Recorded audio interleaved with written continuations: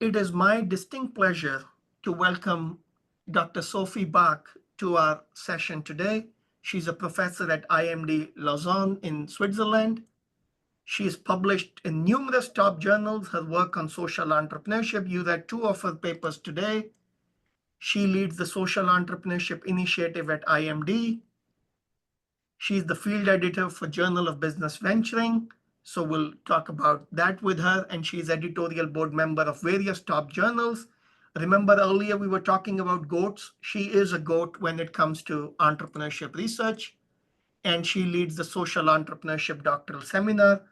And if you are interested in social entrepreneurship, I highly encourage you to attend the Social Entrepreneurship Doctoral Seminar, which allows you to go in depth into social entrepreneurship. Athena was a participant a few years ago, and she had only good things to say about the seminar. So welcome, Sophie. Thank you so much. Thanks for the very kind feedback on the seminar too. It was great to have Athena 2 years ago, and so it's great to see you again here, Athena. And it's my pleasure to be here. If you remember, Vishal, we tentatively scheduled my participation, I think 2 years ago, but this was in the midst of the move, like literally somewhere in May, and I moved May 26th, I remember. So now we're 2 years forward. It's time has flown, and I'm sure it's going to be a very valuable session. I can't wait to hear your questions. I'm curious which papers you've read too, so you'll have to tell me. Yeah, we will share that with you in a few minutes. And I didn't mention, but 2 years ago, Dr. Bacq was transitioning from the US, where she was working at the time, to going to Lausanne, Switzerland, back to Europe. Yeah, exactly. So Sophie, let me start with sort of the simplest question, which is, how did you get interested in entrepreneurship research? I'm assuming when you were in 8th grade, 10th grade, high school, you were not saying, I'm going to be an entrepreneurship researcher. Someday I'm going to publish research articles. What brought you to entrepreneurship? That's right. Great question. And it has part to do with the geography. So since you mentioned me moving from the US to Switzerland, I'll go back in time further. But you're right. I mean, I think all of us in this room are or current or aspiring entrepreneurship professors. And the one thing I didn't know about when I was in 8th grade was the entrepreneurship part. But I think the professor part was already part of my DNA. I'm not sure I knew it, but both my parents are teachers. They're just retired now, but they were in elementary school and middle school. And so I think this kind of teaching grain was there in me from a long time ago already. With entrepreneurship, I did all of my studies. So geographically, you have to picture me in Belgium. I lived in Belgium from year 0 to year let's think, well, 27 or something like that, where I was doing all of my required education, but also then did my bachelor's and my master's. And during my bachelor's, I studied management engineering. So this was a combination of a scientific track and a management track. This diploma is very Belgian focused, and it was created for individuals to learn how to lead and manage factories, right? And so this is maybe a remnant of an era because we have less industries than before in Belgium. But nonetheless, I did that as a bachelor and then went on to the master's. This is very much the way the Belgian structures of education was functioning. And as I moved on to the master's level, there was a really well regarded program that was an entrepreneurship program. And I think one key aspect of my personality, and many of us, I'm sure, in the room today, is curiosity, right? You want to be a researcher because you're curious, you want to ask questions, and you hopefully want to find answers. And I was just very curious, and I also appreciated the legitimacy that it provided. And so I went on and studied entrepreneurship in that program. One feature that really has marked, I think, my trajectory and my path was the very high level of interdisciplinarity in the program. So we're now talking 2004, 2006, right? This was the 2 years of the master's then. And the program was highly innovative in putting us in teams of students from the business school, this was my case, the law school and the engineering school at the university, right? And all of that is in Belgium at the Université Catholique de Louvain, where I did all of my studies. If you look at the CV, you can see like I've been really that kind of lifelong student there for a total of 11 years. So, you know, they couldn't get rid of me. And so this entrepreneurship program was excellent in me really building perspective, taking on understanding what it means to look at the world from a law perspective, from an engineering perspective. And then we worked on business plans, and it was interactive and project based. So when I was done with the master's, now the question is, how did I get into entrepreneurship and research, right? Because here was more entrepreneurship as a topic, and I knew I wouldn't be an entrepreneur. I think I'm too risk averse, and at the time, I didn't know what to do after this master. And then the teaching and research position in the Department of Entrepreneurship at the business school at the Université Catholique de Louvain opened. And they were looking for someone to help with teaching the classes, which somehow intrigued me. And doing research, which, you know, whatever that meant, I had like no idea. And so back then, the program director of the Master in Entrepreneurship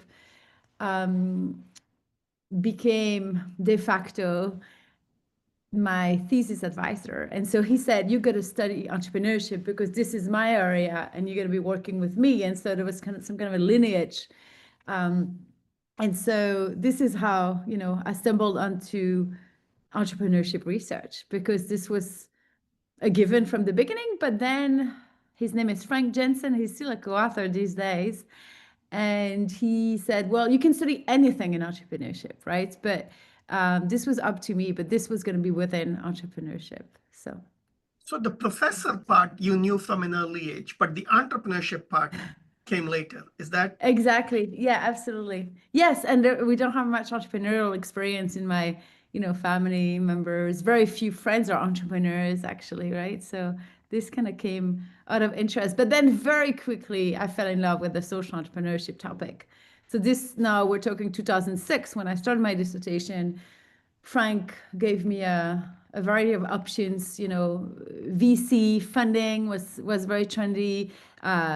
Female and women entrepreneurship, which is still huge, you know, today. And then social, and you know, the social rang a chord internally. And I thought, oh, that sounds intriguing. There was literally nothing written as well, so this was a blank field and a very you know, serendipitous timing, because a lot was to be written. So yeah, in that way, I was lucky.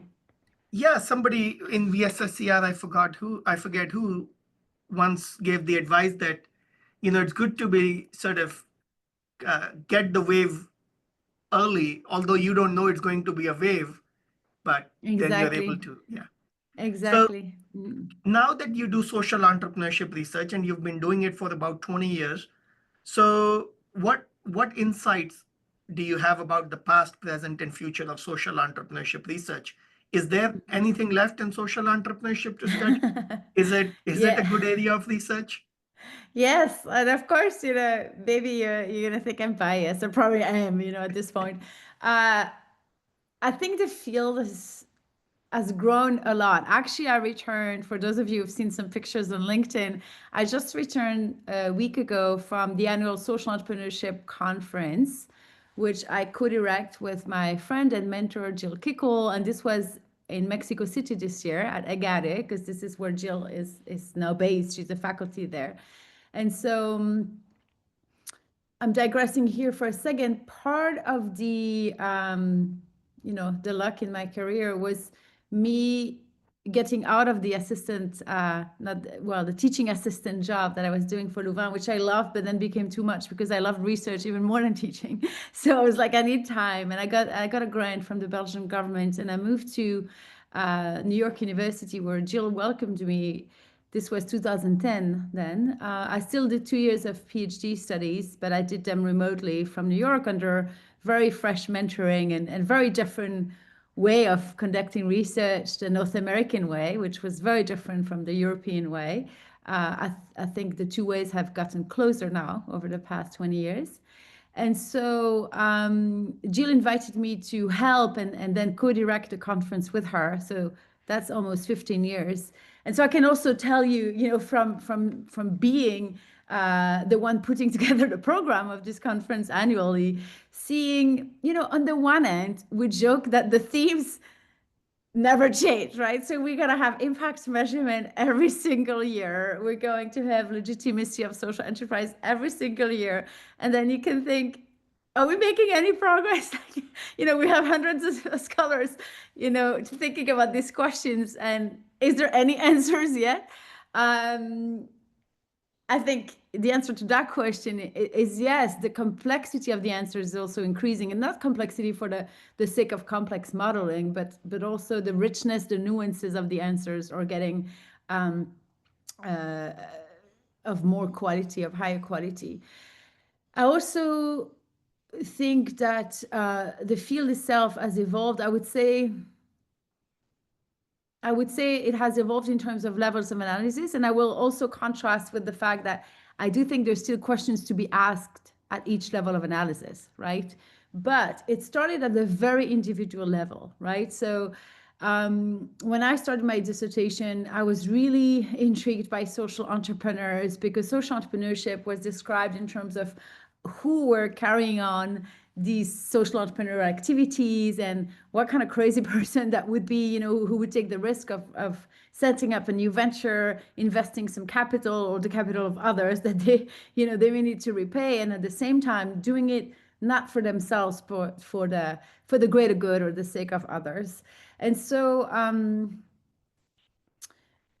that was really a mimicking of the early days of the entrepreneurship field, right? Where scholars like Stevenson and others were really describing the traits of an entrepreneur.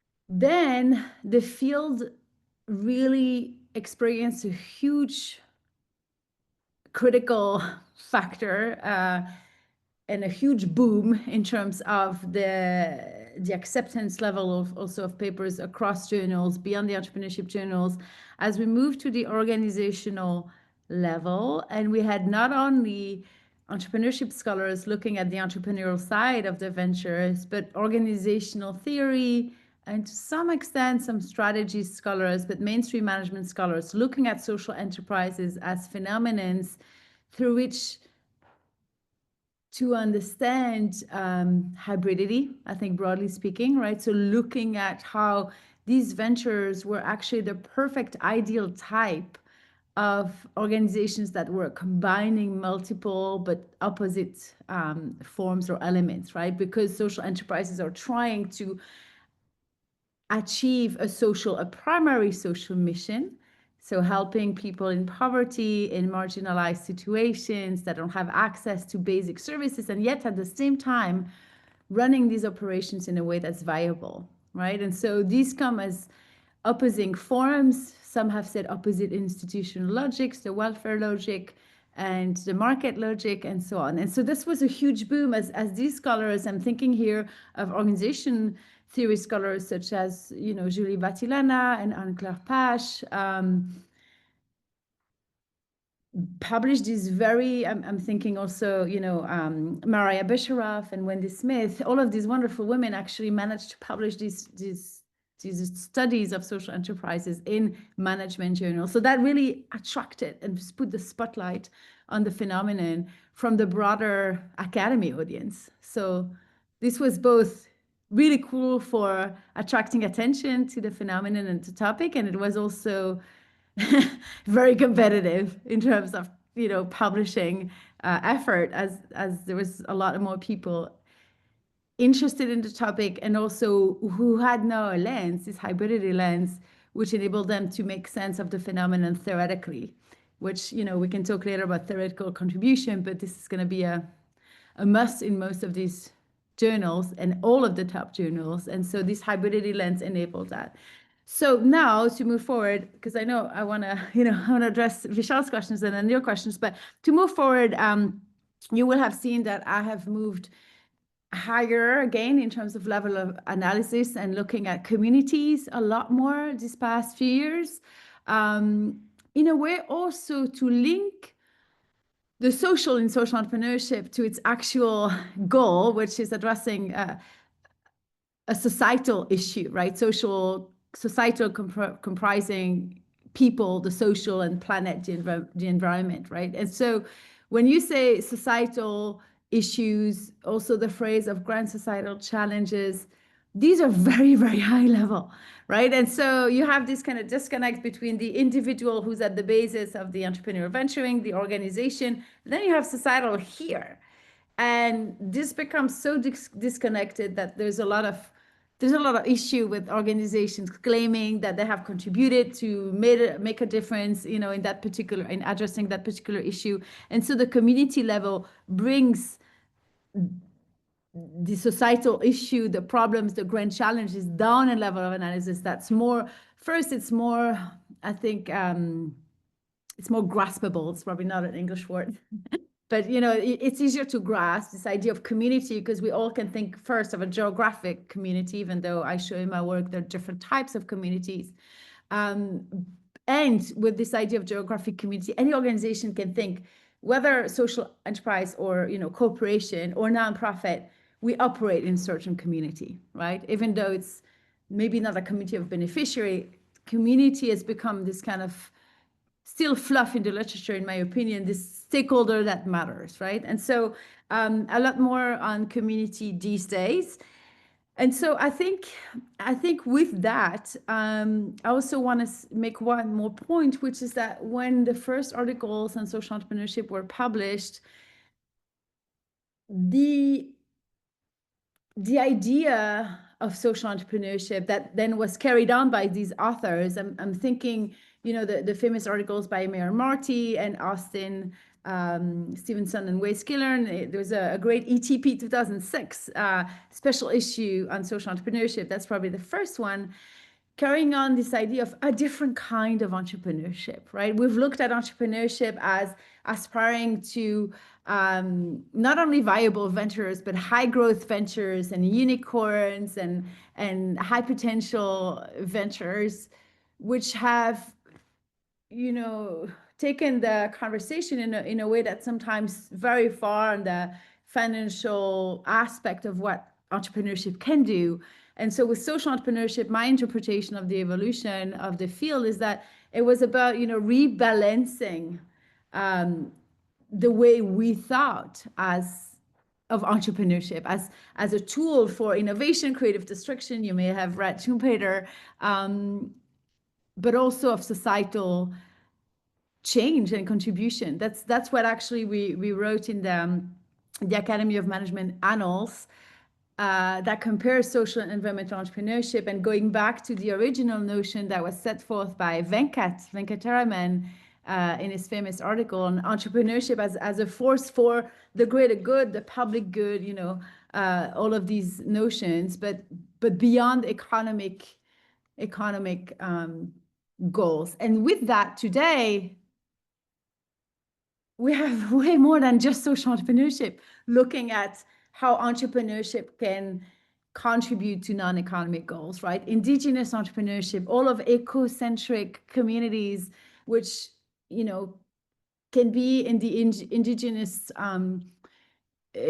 communities of Europe and the Americas, and North and South, but also maybe just very, very natural and culturally appropriate in many countries in Asia, right? So we're realizing that the way we've studied entrepreneurship, was one extreme, then we've kind of counterbalanced it with another extreme, but in between, we're now looking at phenomena like informal entrepreneurship, necessity entrepreneurship, all of those. They're the entrepreneurship for the greater good or the common good, right? And so I think the field now is at a point where social entrepreneurship can be connected to many different kinds of phenomena that are capturing entrepreneurship as, the essence of source of livelihoods and if not happiness for many people. I don't think that social entrepreneurship is going to dilute for all that, but I think scholars in the work are making more bridges and connections than before. And so that's where I'll stop on that question. And I guess that's how the field expands, right? By making connections and bridges with other existing research streams. Yeah, So let me exactly. ask you three quick questions as follow-up to what you had said. You talked about the European and North American ways of doing research that you had to bridge. Could you maybe briefly share with our audience what those differences are? Yeah. Thank you for asking the question. Let's see how well I can tease it out. I think what struck me, and so you learned about my timeline as we go here. So 2010, I arrived in New York, right? So I was going to spend 1 year, and I stayed in the States for 13 years. So this was unexpected and a great journey until 2 years ago. That's when I decided to go back to Belgium with my family, and so 2010, I arrived in New York, and I'm there very much trained and welcomed and mentored by Jill Kickle. And I'm also spending a lot of time with PhD students at the NYU Stern, so super good business school. They've been selected. So first, I'll tease out as I go in the narrative, and then at some point I'll stop and we get more questions. But first, there's a selection process for becoming a PhD student. And in Belgium, I was hired more in the teaching assistant position, right? And then you do a PhD, which is totally flipped. And so whether or not you have experience in your research, you can define what it is and what it entails. All of that was then. I'm sure it's changed and I haven't fully kept track, but wasn't that relevant, right? So I was hired for a job, and this job was paying for my doctoral studies. And so there I see these super bright and super motivated students because, they've been selected. It was really hard to get there just in the program. And then this is a year where there's a visiting faculty. His name is Rodolphe Durand. We've kept in touch. He's at the HEC Paris, also French speaking, more strategy scholar. And then he teaches this organization theory PhD seminar. And this is a 12-week course, meet once a week for 3 hours. And Rodolphe tells us how the whole night or afternoon before, he maps out all of the papers and, drafts the discussion that's going to occur. And he makes tables that, of course, will fill out in class by yourselves. And I'm like, students have courses like this? So I'm like, you have somebody who's just like by nature of just creating the syllabus has made your life easier because they have clustered all of the papers in sessions that make sense. And so this was amazing. I had a few seminars, but it was way less structured and organized. And of course, I think the whole system, between my time at Louvain and then was very different as the students had to go through comps. It was also much more high pressure environment, right? So go through comps, comprehensive exam, for which they had to have a number of courses. And so this was different. We were earning our credits through conferences. And so the system was different. The system was different also and this maybe is my last point on that question, was targeted to making sure the student would be a great assistant professor at a peer, if not a higher ranked school, right? And so we had less of a system in Belgium. I think we also had less positions because we had lots of teaching assistants, right? But not all of them would become professors. So this was more loose. And there are pros and cons to both systems. So that meant that the training, I think the pressure on publication was much higher, at NYU and other North American schools, because this was then the job market currency, right? So this was a whole system I discovered, and I had to sense makeup. To the point, I'll just add here, to the point that when after I was done, I wanted to go back to Europe. I don't know if I wanted to, but this was the plan. Like I was already gone twice longer than I wanted to go. Then, I mean, living in New York was just amazing. So you didn't have to force me, but I thought I'll go back. That's the journey ahead. And so it was really hard for me to get traction on the European job market because I was so socialized in the North American. And yeah, I remember some school was like, "Why do you want to go back?" I was like, "Well, I don't know, from Belgium." Give me an interview, maybe. It's like, no, like you don't belong. Like, I had reached too far across the ocean. So that's for the anecdote. And this is where I got a position at Northeastern University. And I stayed there for 7 years as an assistant professor. And then, of course, you moved to Kelly, and so you were part of the system that you sort of got introduced to. Mm-hmm. But Mm-hmm. my next quick question is, at some point you hinted about sort of, English not being your native language because you grew up in Belgium. Yes. And so, but, research publishing in quality journals is all in English. How did Mm-hmm. you bridge that gap? Because a lot of our participants here are in the same sort of shoes. Yes. I think it was really learning by doing, right? I mean, at the business school, because I was in the program I described, we did have English lessons, right? So it's not like this was the first word of English I ever heard. When I started my PhD, we had some English lessons in high school. I had to learn Flemish, Dutch first, as a Belgian. So then moved to English, which comparatively sounds way easier. So I felt lucky. And then during the PhD, obviously, like the mini package of papers that my advisor gave me was very few in 2006 on social entrepreneurship. They were all in English. Um, I think, my experience, I don't know that 20 years later, I remember the pain as much. I just went through the articles carefully, and by reading, I think my vocabulary, that's why I tell my kids too, who are, reading in multiple languages, that the more you read, the more vocabulary your brain is going to retain. I think that's how it works for me. But I say shamelessly and even proudly that it took me a day to read an article then.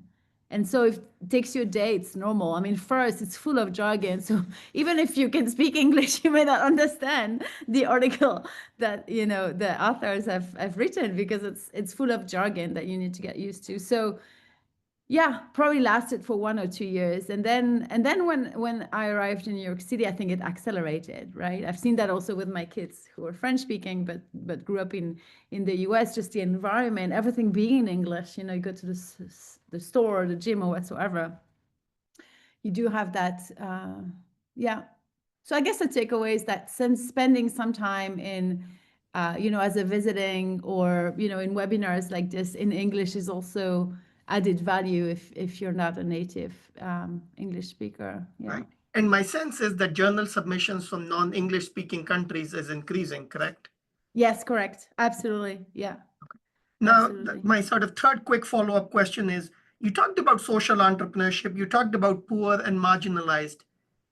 Is social entrepreneurship for poor and marginalized communities, or is it broader than that? Yes. Good question. So I think it's a great question. Let's see. I would say, but I don't know if I'm going to contradict myself. I would say marginalized is probably an adjective that can define the target populations that, social entrepreneurs are looking after. And of course, I think what's important to remember is that marginalized is going to take different shapes of forms depending on the context. But I think that with social entrepreneurship, there is a strong, a strong willingness in the heart of social entrepreneurs to rebalance the reality when it comes to equity, right? And so then when we talk about marginalization, you talk about communities or groups of people who are set aside because they're different, and this could be income level. So I think, poverty could be one example. This could be a disability. This could be gender. This could be, lived experiences. So I've also studied individuals, who've gone to prison. you weren't born with that particular factor, but over the course of your life, it limits your opportunities, right? And so social entrepreneurs are trying to reestablish the balance in terms of equity when it comes to either their hiring processes. So here you can think of the WISEs, the work integration social enterprises, or providing solutions that empowers, even though I think empowerment needs more focus in the social entrepreneurship literature because it's become a bit of a buzzword, but it needs more granularity. But I'm saying it here then loosely, empowers these individuals in terms of improving their own quality of life by having access to healthcare or means of productions and whatsoever, like microfinance, right? So that's an example there. Yeah. Okay. So one of the, as many successful researchers, you not only work on your own papers, you wear other hats. You are a reviewer for journals and conferences. You are an editor at JBV, and you're on editorial review boards. You organize conferences. What do you look for in a paper? How do you decide if a paper has potential or not? A large part of our audience is new to sort of the publishing process. So how do you make those decisions? Absolutely. So remember that it's a process, actually. I mean, the whole decision making is a process and I'm saying decision making is really the hat that an associate editor wears, or a conference co-director, like people who are making decisions of who's in and who's out, right? On that, I think it's important to remember that none of the published papers actually looked like that when they were submitted, right? So there is going to be a negotiation, so to speak, between an author, a team of authors, and a group of reviewers. And the editor's role is to really look at the golden piece in the paper and see if through a reasonable amount of rounds, we're talking 2, 3, the authors, with the help of developmental reviewers, are going to be able to make this golden hidden piece shine. And so there are a few things that the papers must have, which is, rigorous methodology, robust data, right? Because it's going to be hard to change that. I mean, if you're a little thin on interviews, maybe in the process, the reviewers may ask you, and the editors may just double down on asking for additional interviews. As an author, I've done that, right? But I had already a good amount of data, and it wasn't just fully sufficient to make some of the arguments. The evidence wasn't there, and so we conducted additional interviews. So I think when it comes to the data and then the methodology, there's no really shortcutting. I would say one advice is really to invest time in collecting the best data qualitatively, making sure the interviews are going in depth to getting at some interesting tensions, maybe more than just a description of what the organization does. And then quantitatively, you're using scales that are published. You're just doing everything by the book. Then even the methodology, I mean, if you don't have a match, so if there's a misfit between the theory you're proposing and the research question and the methodology, this is where an editor can get a bit skeptical and maybe not send it out for review, right?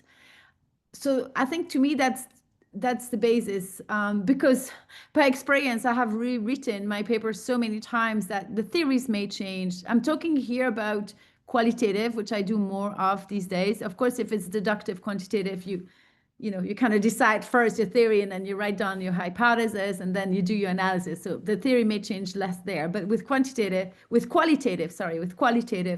may change at a more higher frequency. So that's like the minimum bar. And then what the editor is looking for, that's probably helpful for you to keep in mind, is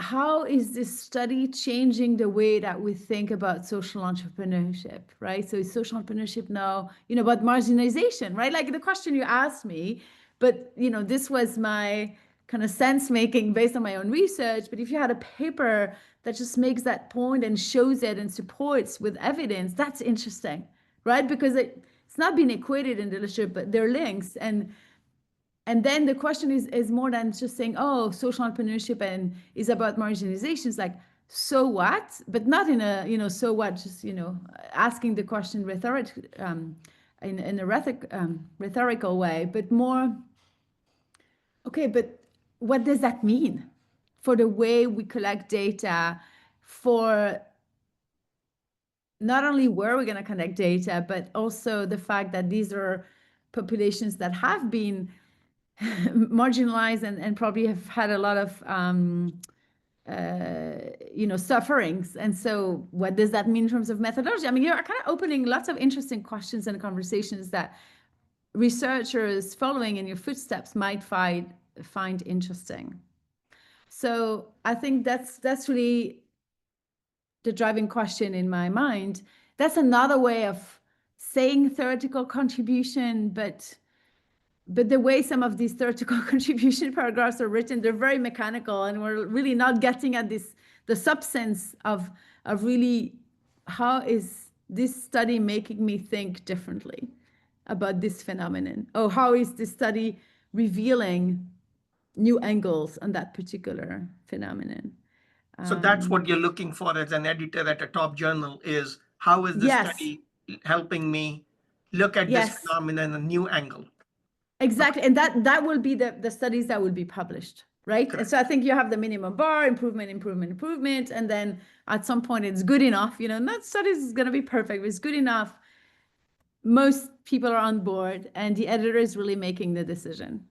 So we're not counting points. You have to know that. I think it's a rule in most journals I've been at. It's not because you have one who's still opposed that the editor's hands are tied and they cannot press the accept button, right? So that's why actually having an editor who is really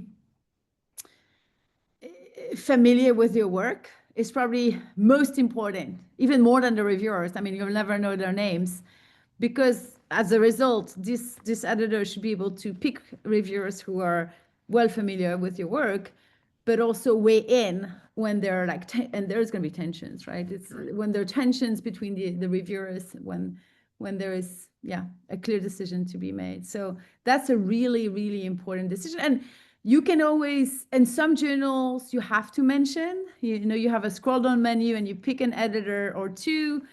If not, just write it in the cover letter, because this makes the job of the editor-in-chief much easier. Of course, they may want to double check, but that way you have you're controlling what you can control, that you can control. Then, what the editor-in-chief then chooses, you cannot. The reviewers, the field editor or associate editor will choose, you cannot. But control what you can control is also a good rule. I used to not do all of that until somebody told me I could. So we read two of your papers today. One was on informal entrepreneurship, the review paper, and the other one was your paper on empathetic concern and social entrepreneurial intentions. But can you tell us about one social entrepreneurship paper that you are working on these days? So it's not published, but you're working on these days. How did you get the idea? Like, do you just wake up one morning and you say, oh, I had a dream and this is the idea? How did you put together the research team? Where in the process are you at? How do you decide where to submit it, when to submit it? Great. Okay. So this is a great question. I'd like to give you a few short examples. I think of my papers in different buckets, right? And so now that I have been doing this for 20 years, I have a bucket of papers that I'm leading or co-leading, and more a bucket of papers where I'm helping and doing the work, but really helping scholars that I admire and really support to just move their paper across, across the the hedge, across the bar. So what's interesting is that the two papers you read, they each belong in each of the category, right? So the informal entrepreneurship was Esther Salvi writing me and see if I could join the paper to provide further, guidance on the structuring and the theorizing of the review. So she read all of the papers. She was a PhD student. She did all of the work. Of course, I did some work, but this is to say she really led it masterfully. And then through our conversation, and what I knew, lots of tacit knowledge, I could just guide on improving the whole narrative and rewriting. The other one with Elisa Alt is really, it's like our baby, right? So we were both assistant professors. Elisa was visiting Northeastern University, and we wanted to use some of the data collected on our social entrepreneurship programs at Northeastern. And we put together the whole questionnaire survey. We did the pilot testing. We collected the data. We analyzed the data. We got results for the hypothesis we had, chosen with the constructs we had put in the survey, and then we went on and didn't know. The naivety is actually very helpful sometimes, because we didn't know that student sample wasn't that great. We had no idea. We were both, not fully trained yet, I guess. And so we still went on. And here is an example of a paper where the editor really liked the new angle on social entrepreneurial intentions. There's a timing to that paper. So there was no social entrepreneurial intention paper in JBV. So, it's like they kind of wanted to have the paper, and we had done good work with the data. That's what I told you earlier. And so this is one of my few, success stories, because success in the sense of we wrote everything, as playbook, and we submit to JBV, and we get 1 round and 2 rounds and 3 rounds, and then a few conditional accepts. I thought my heart would stop at some point, because our fabulous editor, Scott Newbert, said, no, you have to rewrite the mediation hypothesis. So if you want to see well written, because apparently now we've hit the mark after a few tries, the mediation hypothesis, kind of learning by doing there as well. So right now, I would say, I'll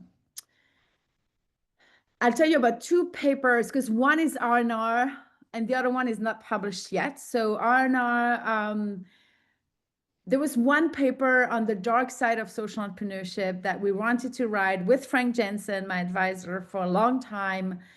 And he brought in a PhD student who is now long graduated, and the paper went a few rounds, I think, at JBV, but wasn't really convincing the editorial team. And, by the time you're like getting this rejection, it's been 4 years. The dark side is more a topic. So the whole positioning as being, the first paper or whatever, is like, you can forget about that, right? So you have to rethink the positioning. So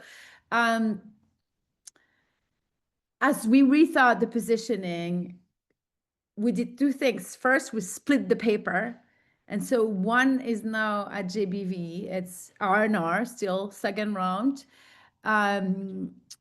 which is much more theoretical on the dark side. And it's on passion and compassion. So I'm super excited about it.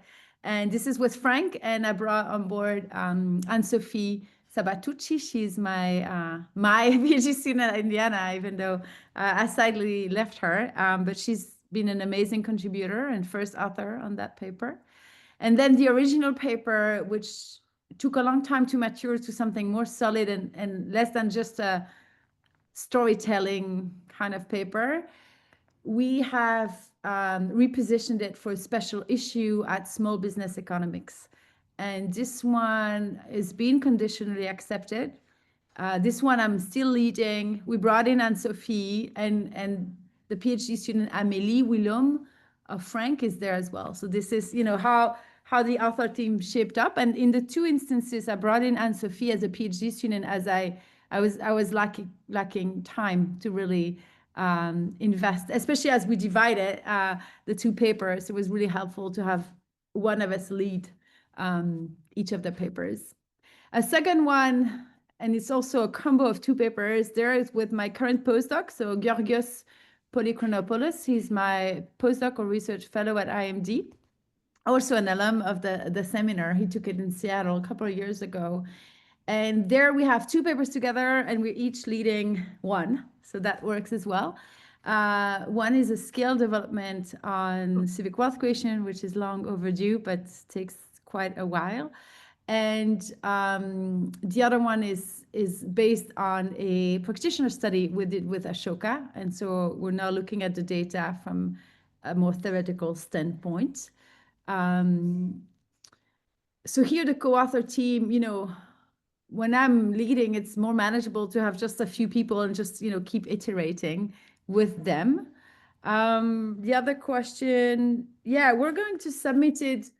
I don't know. We're not there yet, right? So this is where we're still writing, we're writing the qualitative paper on Ashoka. We presented it at the conference in Mexico. It was well received, but then I wanted to get rid of half of the constructs. So, it's still work in progress, but the data has been analyzed. The data structure is there, but there's still more work to do. I don't know where we're going to submit it. And it depends on the theory, and whose audience this paper would be interesting to, right? So it's about Ashoka, but we're framing it as an intermediary in in a field in development. So this is not really an entrepreneurship story, right? So this is where then you choose. I'm not sure that JBV would even be interested in that angle, right? So this is where I would go for a management journal. And the scale, we haven't talked about it. I thought about it before this call, but I can't say because I haven't discussed with my co-author. So, So Sophie, as you can imagine, there's plenty of questions from the audience that I'm going to open up in just a second. But I wanted to follow up on one thing you said, kind of indirectly. You talked about this paper getting rejected, going. So for our audience, so you still get rejected. So your papers still get rejected. Yes. It's not like you write and everything's in. No, exactly. So this is why I said, when I said one of my success stories, because from the exterior you could say, oh, but it's all successes, but it's not. I mean, you only see the outcome, right? So the success story of the JBV with Elisa Alt was just really textbook. We were warned, we were anxious, and then we celebrated when this was published. Yes, a lot actually. A lot, but I think what's difficult when you start is that you don't have that many papers. So the stakes are higher, and and as an editor, I'm super careful because you can make or unmake careers, right? I mean, this is still very much the currency. And so, I know it's a difficult process because the stakes can be really high when you cannot diversify your risk. And it's, I think it's normal. It takes time to just build more relations. You got to do your own work first. If you're a PhD student, you work on your own papers, and bringing an external advisor on a paper, a senior scholar, like I did with Esther. This was really much aligned as well because I was going up for tenure or just tenured. I was very hungry for additional publications to make my record, my my dossier stronger, right? And Esther wanted to get her degree as a doctoral candidate, and so we worked hard. But she led, and I was committed because I was already doing editing and other kinds of things. This is something maybe I thought when I was junior that you're bringing other people's and it's going to be easier, but it's not because they don't have much time. So you're going to be doing all the work and then be super structured and ask the questions you need the answer to. And then luckily they might give them to you, but you need to do all of the work to be able to pose these questions. So I think that's an advice too. Yeah. Yeah, that's good advice. But we have a question from Sirai Begum Samul. Yes. Yeah, can you go ahead and ask your question? Yeah. And sorry Yeah. if I mispronounced your name. No. Thank you, Vishal. Thank you for giving this opportunity for me. So thank you, Sophie. It's really insightful. I'm just useful, and it's just prompt me to ask this question: how did you build resilience in academia? So because against these rejections, long waiting for just where we have been waiting for so long to publish, managing multiple responsibilities. So because some of us just working in teaching intensive universities and we have a family Yes. commitments. So these days, because I'm thinking about all of these things, I'm struggling and I'm trying to find what would be a good and maybe not a good, I mean, it's good, it depends, why strategy to keep going. Because sometimes I have a difficulty to keep going and then I have the many papers left. But when you start working on the papers, so okay, so you have a belief that you can continue, but then you just disrupt with the other things, and then you have to leave the papers there, and sometimes your focus is not on your research. So yeah, if I have your suggestions, your experience, that would Yes. be great. Thanks. This is a great question because I think it concerns everyone, at any point. I think with the rejection, so I'm looking also at what you wrote in the chat. So I think building resilience and not feeling totally down, and I felt like so so down when I was still evaluated for tenure and promotion, when a paper would make a huge difference. Now I just have diversified my activities more, and I want to care more about the practice, and I spend lots of time doing editing, and it's not my own work, but it's important for the field. So I remember feeling so down. I remember, and even last year, so I think diversifying and trying to say, okay, but the next one's going to be okay. Okay, we'll get back to it. Sometimes you need to pause a bit, but that takes having a good amount of papers. I don't know, Sarah, if you're a PhD student or not, if you're. No, so I'm a postdoc, but so my case is Yeah, quite different because I changed the country. And yeah, then now, so before, so I was going to be associate professor, but then I changed my route to come to UK, okay, and then everything changed because the standards are different, and yes, that's the thing. So in this country, I may be considered as junior, yeah, and yeah, this is maybe the struggle that okay. I have. Thank you. Thanks for sharing. Okay, so if you're a PhD student, just write really good papers for your dissertation. Just, that's your job. When you're past the PhD, then you can start diversifying a little bit with bringing co-authors. And for me, I started with bringing more senior, because also Jill Kickel was my senior, and she started joining the papers of Frank and I when I was visiting there. I was still a PhD student. This was helpful, other seniors as well. But what really helped me is pairing up with other assistant professors or junior scholars. The same alignment of needs as I was talking about with Esther. She was a PhD student. I was a, associate professor already, but we had the same eagerness. So if you do that, try to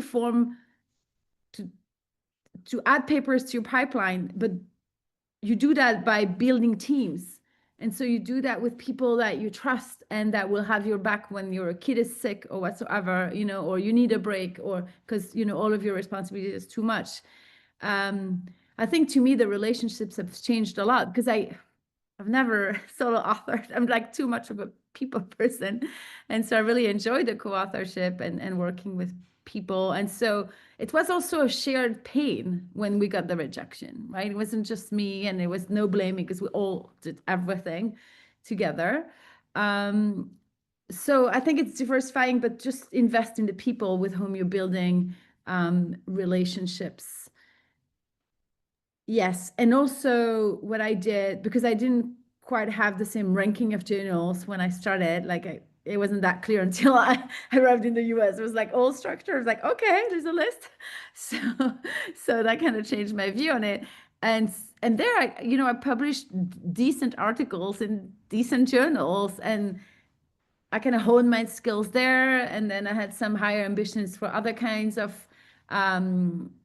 papers, also recognizing this kind of data limitations, like, oh, the data is okay, but not great. I mean, I don't know that's going to make an A journal, but still a contribution. And so that's also a way of diversifying. And so being distracted with other tasks, I think one capacity to build that's maybe helping me is the capacity to be super focused for 2 hours on the paper, rewriting an introduction and whatsoever, and then you switch to teaching or something else. But I do that in the morning. As soon as my kids go to school, I look at emails because I can't help, but I don't answer them. and I write and I do the thing that needs to be done, because that's super important. And then I get to, I have a 10 a.m. meeting on teaching, or I'm teaching in the classroom, then I get to it. But protecting that time and doing it almost every day. I mean, I would say every day, but then life happens. So, yeah. Thanks, Sophie. That's very good advice. And one of Sophie's colleagues at Indiana was Dean Shefford, who wrote a book on the aspiring entrepreneurship scholar, where he gets into some of these things. So I would Yeah. encourage folks to That's read a that great book. reminder. But Tamara, you had a question? Yeah. So I had a question about AI, right? Because that's something that's coming out a lot now with research. And I'm Yeah. wondering what your thoughts are on it. How does that impact like the questions we tell, the way we kind of mash up data? Kind of where do you see like a help or a hindrance of AI, as we're Yeah. looking at research, especially in social entrepreneurship, which is such an ambiguous area? Okay. Yeah, thanks for the question. So I see lots of cool questions on the topic of AI and entrepreneurship as well, in terms of innovation, creativity, and all of that. So as a topic, I think it'd be great to see more papers submitted to JBV and working to get editors who can actually speak to the topic. Because it's moving so fast. There's no expert who's had a PhD in AI, right? So content, I think it's great on the process of doing research. Here, I can't say too much because I would like to know more what the, Elsevier and our publishers are thinking, because they probably have rules that are similar to every journal. I think, it can help on analysis. Again, I'm not a quantitative analysis scholar, so I don't know. I believe, in terms of coding, etc., it can help with time. You have to check the journal regulations. With quantitative, for now, I also saw a really good post on LinkedIn earlier. It's just, if you don't read the papers, if you don't read the interviews, you won't be able to do a proper job at, building categories. That's what I think currently. I don't think that AI replaces thinking. That's what I think currently. So I think it can help on small tasks, but even summarizing papers, well, my English wouldn't be that good if I hadn't spent 8 hours reading a paper 20 years ago. No, I'm kidding here, but I think it doesn't replace thinking. And so we should be careful and please respect the guidelines from the journals. But it's moving fast, so it's also a very important and hard to answer question. And Sophie, that's a very good point you raise. I was told by this year's Entrepreneurship Division Program Chair, Christina, that they faced a big issue with reviewers using AI to review papers. And so if AI is writing papers and AI is reviewing papers, Yeah. then it's not clear what scientists or researchers are doing. Absolutely. And so because it's also unpublished, work, you're not supposed to put it in the, in the machine. Yes, and I have not received many. I can think of 2 reviews I have received maybe at JBV, but you can spot them. They're all structured the same. I mean, now it's like it's a robot who wrote it. Yeah, just careful and keep watching and keep asking your peers and seniors. Thank Okay, you. happy to take more questions because Yeah, I know. Rima, you have a question? Yes, thank you, Professor Vishal. First of all, Professor, really great and engaging discussion. So I submitted a qualitative paper in AOM, but it got rejected, but with very good reviews. And one of those it was a qualitative paper, and then you were mentioning about it. So the review was that it is very descriptive and it lacks critical approach. So when we write something, we have certain set of research questions, and we try to just take that from the data. But again, it became very descriptive. So had you been in my place, what all new things you would have touched and how did you play around with the data? What I am missing, I just wanted to know that. Yeah. So I think the data analysis, when it comes to qualitative data, goes through a stage of understanding what's going on. And you could tell, your neighbor who's not an academic, what's going on in the interviews you have collected and tell it in a way that's very descriptive, right? But then you want to move one level up in terms of abstracting and theorizing and see if there is what at AMJ they would call a theoretical puzzle, right? And so this is where first, I think a course, if I were you, I wasn't really sure where to go next, maybe look at a qualitative methods course, maybe at Karma, there's these websites, you have online, trainings, just like get a refresher. I would maybe also read very polished papers that have been accepted in AMJ or maybe ASQ and see how the authors, they describe their analysis procedures, but that may spark some inspiration. And finally, I would just, I've said that in other webinars, I think of theories as tools in a toolkit. So I would just keep reading on theories and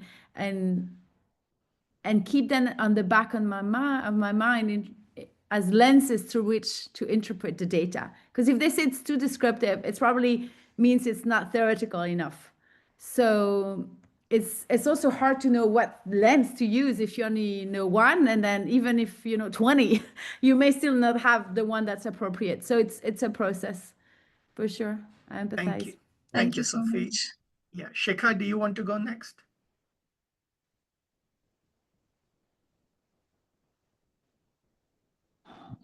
Hi, am I audible? Yeah, go ahead. Yes. So I wanted to ask 2-3 questions, but I'll stick to one given the time consideration. So entrepreneurship is more related to practice. So given the history that you were talking about, how you got into entrepreneurship, I wanted to know, do you think practitioners or entrepreneurs who've shifted to academia or, are into research, is beneficial in developing theories or the other way around? Do you think it makes a difference there? If you were or are a practitioner? Yeah, absolutely. So I think to answer your question, can practice be helpful to develop theory? I think yes, because a theory is a proposition of concepts linked together in a certain way, and it could be that the person who came up with the theory, through the empirical analysis, haven't come to your context, and through your context and years of practice, you may be able to shed light on, a boundary condition to that theory, which if you change that condition, maybe things look different, right? And so, yes, absolutely. So lots of value in interacting between scholarship and practice. Some journals are moving towards more of that, like Academy of Management Perspectives, trying to do a much better job linking the two. And so I would invite you to look at, their webinars and guidelines, as they're really going into that direction. Thanks, Sophie. Lila, you're next. Hello, professors. Thank you so much for the interesting discussion and the wonderful session so far. It's such an honor to be here among Professor Gupta and Professor Bacq. How are you? Good, thank you. Good. Yeah, go ahead and ask your question. I just wanted to ask, since I am currently working on my PhD and it's turning out to be of qualitative methodology, I wanted to know, Professor Bacq, what kind of challenges have you faced submitting qualitative research to journals? And if you have any advice, how can we overcome these challenges? Yes.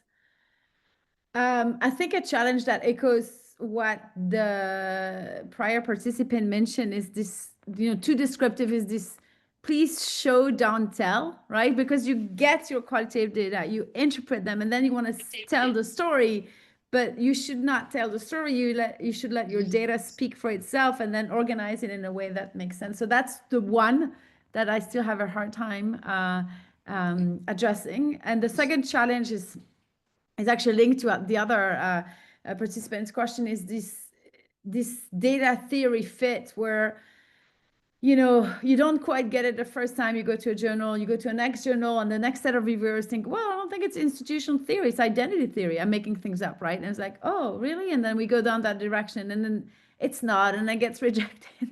And so you go to a third, and then you get other ideas. And so, yeah, I think the biggest challenge is or the saddest outcome is that paper kind of losing its soul after a while, because you've asked for too much feedback, and the data is no longer speaking for itself. So it's a long journey. I have one of such papers. Thank you so much. You're welcome. Priscilla, you are next. Sophie, I know we told you 60 minutes and we are It's already fine. I'm fine. Yeah. Priscilla. My question is based on, you are an early career academic, you on your first contract, but you're trying to get your tenure. Now your dean and your head of department are the ones who will tick yes or no for your contract renewal, right? But they're giving you extra tasks such as design this new course, or design this new program, or review this, review that, prepare these proposals, and they want it tomorrow. But when I'm being reviewed, I'm looking at the number of publications and the quality of those publications. Yeah. How do I not screw up the relationship by saying no because I need to work on my publication? That's an excellent question. So, and you summarize the situation that's very likely. So I really like Wendy Smith both ends, paradoxical framework, and her latest book. So how can you still maintain a good relationship with your seniors and get your tenure? Well, maybe it's good to just think that you can do some of these tasks out of goodwill, but also out of team spirit. But bring the fact that your next evaluation is coming up. I don't know if you also have evaluated in annual evaluations, or more regular than just the end tenure, but bringing that up at those meetings, bringing up maybe a deadline that is coming on your calendar, and say, yes, I can do this, but after that I really need 3 days to finish this article. So see if you can still help, but also don't do it every time and all the time and everything. And try to they should find you, but if they have not, try to find some champions in the school, more seniors who can speak for you or just reiterate the point, so that you don't get personally in trouble, and find some allies there who, because it's okay to say no, but you're also right. There is also this idea of relationship, and you don't want to say no all the time and make it like you're not for the team, right? So I think finding allies and champions is critical, and hopefully all of you have people in your organizations that can be that for you. You just didn't need 1 or 2, huh? You don't need 10, but they can make a difference in supporting you and talking to their peers who are seniors. Does that help, Priscilla? Yeah.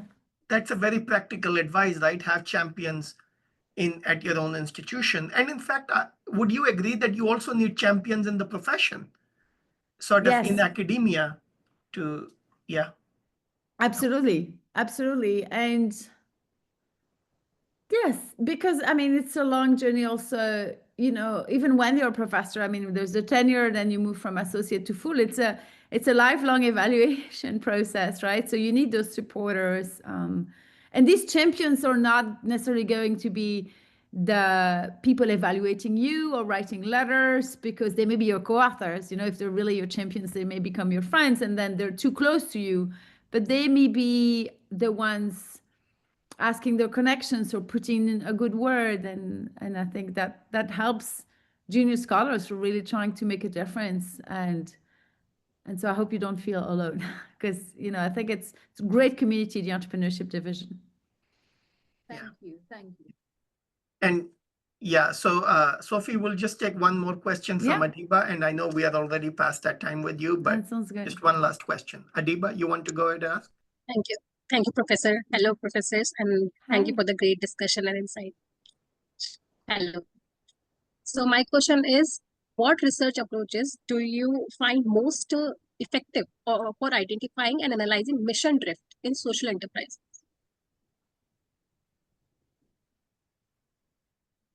You mean effective for what? For what's the purpose? For mission drift in For social mission drift. Yeah, but the effectiveness in terms of what? Publication? How to Or, you how know, to identify that mission drift is happening? oh, in practice. Yes. Yes. Okay, so I think, you know, I think it's not a straightforward answer, because mission drift may be in the eyes of the beholder, and there's a whole temporality aspect to mission drift, right? So Wendy Smith and Maria Bischoff show that in their ASQ, like the guardrails, and you can see oscillation. So if you take a very short-term approach, you may think it's mission drift, but then, oh, they correct course and they're back on track for impact, right? So I think you see it in decision making, but decision making over time would be my answer, right? So you look at what decisions leaders, CEOs, senior managers are making when there is a crisis. You know, there is like uncertainty, there is, you know, whatever financial crisis, looking at the way they make decisions, whether they're trying to protect still their mission achievement, or if they're, you know, giving out a trap because it's too difficult. But I would really emphasize the multi-perspective, and this is not in the literature yet. I think there's a lot to be done. The multi-perspective. So is there more than just this decision maker who's seeing the drift or not? Like, what are the users thinking, beneficiaries, and the temporality? So please don't just take a snapshot, because people make difficult decisions in difficult times, and sometimes they regret it, and sometimes it's part of a strategy that's going to pay off in the long term. So it's a really complex question. So, like with everything, like, how do you know you've made an impact? Well, you know, it's yeah, it's a great question, Adiba. And Sophie, which ASQ paper were you referring to? That is Boeing Before Dual Gods by Smith and Bischoff, 2019, I think. Okay. Okay, got it. So with that, Sophie, thank you very much for your time today. I've been taking lots of notes and learning from things that you had to say, and I'm sure the participants also learned quite a bit. So thank you, Sophie. Thanks. Thank you for inviting me. Great to be here. Keep in touch, and best wishes to everyone. Bye-bye, Sophie. Bye-bye. Bye. So that was Sophie Bacq. She leads a wonderful seminar on social entrepreneurship. If you're interested, I would encourage you to participate in that. It is in person, but it's worth it, and you are welcome to talk to Athena about her experience taking it. I know we have a few other questions as well. So Sanjeev, why don't we start with your question? I know you wanted to ask yesterday as well. We'll do this for another 15 minutes. So if you want to, those who want to stay, you're welcome to.